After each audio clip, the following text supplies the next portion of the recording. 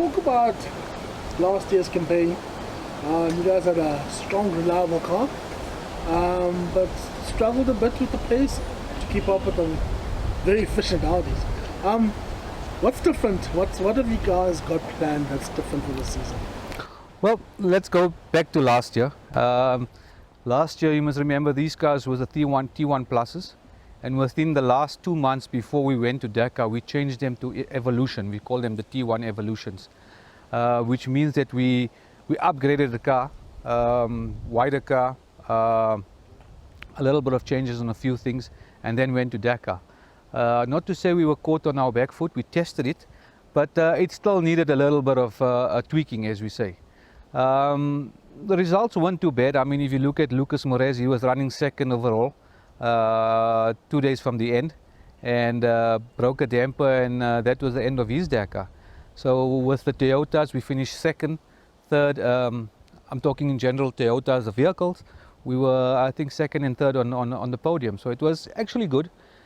This year, however, we've done a lot more testing, a lot more development on the cars. The cars are much more reliable, much more quicker as well. The plan is to go with the 4-car team to Dakar, and yeah, as you know, Dakar is tough. It's the toughest race in the world, and they don't call it the toughest race in the world for nothing. It puts man and machine through real tests, and you need the reliability, you need the speed, and you need a calm head as well to carry you through the 14 days of racing. Where do you feel the shortcomings were last year?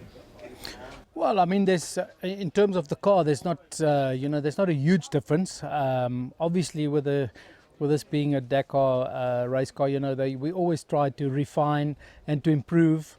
We're working always on trying to improve the suspension, the engine, mapping, things like that. So there's a lot of things we try to improve throughout the year.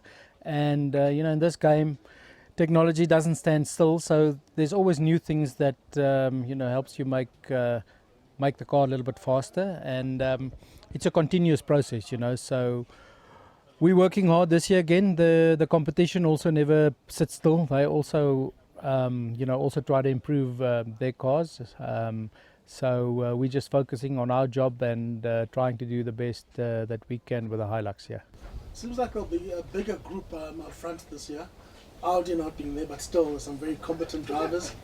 We'll obviously be putting in some really impressive input to the respective teams. How do you see this year unfolding? Yeah, no, it's definitely going to be a very strong. There's a lot of strong teams this year. Again, we got the new guys, Dacia coming in with Sebastian Loeb and Nasala Tia. It's really going to be a strong competition from them. Audi is gone, but as I say, there's so many Hiluxes now as well, with a lot of very, very fast drivers.